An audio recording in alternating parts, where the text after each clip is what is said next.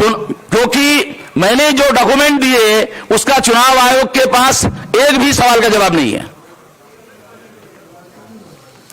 तो उनको लगा एक भी सवाल का जवाब नहीं, साला वकील कैसे भेजे? जज साहब वकील भेजा नहीं, चुनाव आयोग ने वकील नहीं भेजा। तो जो चीफ जस्टिस के कोर्ट में भी केस थी वो बहुत गुस्सा हो गया। उसने कहा कि केस पर तो आपने जवाब नहीं दिया, चुनाव आयोग को कहा वकील क्यों नहीं भेजा, 24 घंटे में जवाब दिया जाए, और रिटर्न ऑर्डर दिया 18 तारीख को। 19 तारीख को चुनाव आयोग का वकील हाजिर हुआ। ये क्यों नहीं हुए हाजिर? कहा कि मेरे परिवार में मौत हो गई थी। तो चीफ जस्टिस ने कहा जूनियर लॉयर को भेज देते ये बताने के लिए कि मेरे परिवार में मौत हो गई। वकील कुछ भी नहीं बोला, चुप रहा। चीफ जस्टिस को विश्वास नहीं हुआ कि ये वकील सच बोल रहा है।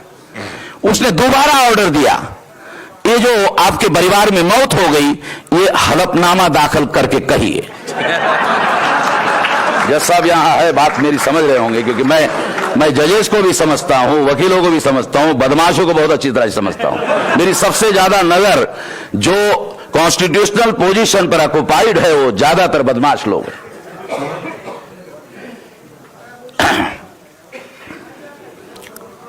उसने एक दिन के गैप में हलफनामा दाखिल किया वकील ने चुनाव आयोग के, और लिखा नहीं मरा नहीं, बीमार था।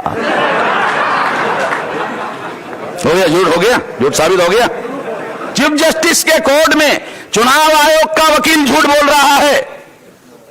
क्या मतलब है इसका? मतलब है चुनाव आयोग ईवीएम के संबंध में जो देश में कॉन्स्पिरेसी हो रही है उसमें चुनाव आयोग शामिल है।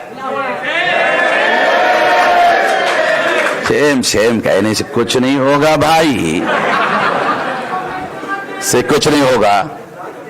सुनो ध्यान से, भेजे में कुछ बातें उतरने दो। जो चुनाव आयोग जो ये कहता है कि ईवीएम मशीन हैक नहीं होती, और सारे अपोजिशन के लोग ईवीएम हैक होती है इस मुद्दे पर चर्चा कर रहे हैं।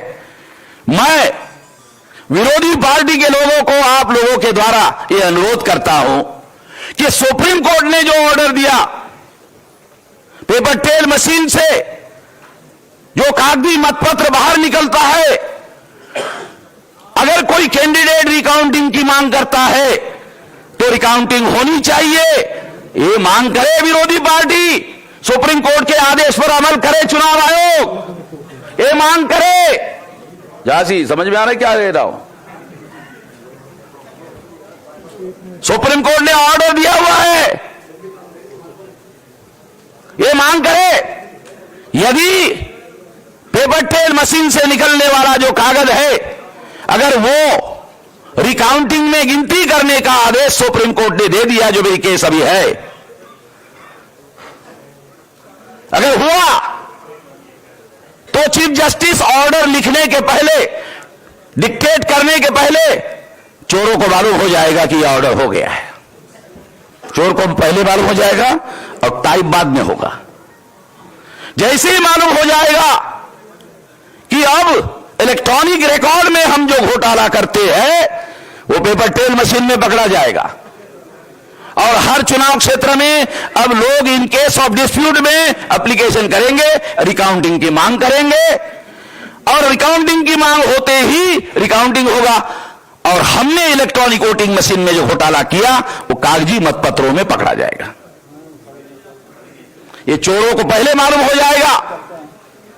इसलिए अगर विरोधी पार्टी के लोग संसद में एक दिन राफेल पर बहुत बंद हो गया, एक दिन सुप्रीम कोर्ट के आदेश पर अमल करने के लिए संसद बंद कर दी जाए, तो विरोधी पार्टी के लोगों को यह अनुरोध करता हूं, ये सुप्रीम कोर्ट ने जो आदेश दिया, अब आदेश लेने की जरूरत नहीं, ऑलरेडी ऑर्डर किया हुआ है। इन केस ऑफ डिस्प्यूट कैसे शुरू होता है? रिजल्ट आ गया, हारने वाला कैंडिडेट एप्लीकेशन लेके गया, मुझे रिजल्ट मंजूर नहीं है, रिकाउंटिंग किया जाए, हो गया डिस्प्यूट शुरू। सिंपल बात है। और अगर ऐसा होता है तो नरेंद्र मोदी चुनाव नहीं जीत पाएगा। 2004 आखिरी बात, 2009 में कांग्रेस ने घोटाला करके चुनाव जीता। बुरा लगेगा कुछ लोगों को यहां, मेरे पास डॉक्यूमेंट्री एविडेंस है इसलिए बोल रहा हूं। कांग्रेस के कोई समर्थक लोग मेरे पास आ जाना, उसको सबूत दे देता हूं। 2004 यही केस सुब्रमण्यम स्वामी लेकर गया, यही केस कि इन्होंने घोटाला किया। फिर समझौता हुआ, 2 बार तुम घोटाला करो,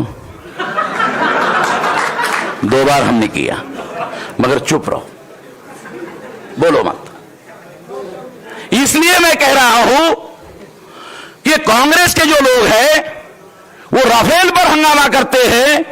ये जजमेंट भी अभिषेक मनु सिंघवी को मालूम है। अभिषेक मनु सिंघवी तो सुप्रीम कोर्ट का सीनियर मोस्ट लॉयर है भाई, उसको मालूम है। मैं ये जानता हूं, सतीश मिश्रा को भी मालूम है, मैंने खुद ही लिख के भेजा उसको कि बहन जी को दिखा देना। जो मैंने उसको लिखकर भेजा, पिछली बार राज्यसभा में जो उनका भाषण हुआ उसमें 90% बातें मेरी लिखी हुई भेजी, वो ही बोल रहे थे, लिखी थे मेरे रिकॉर्ड में।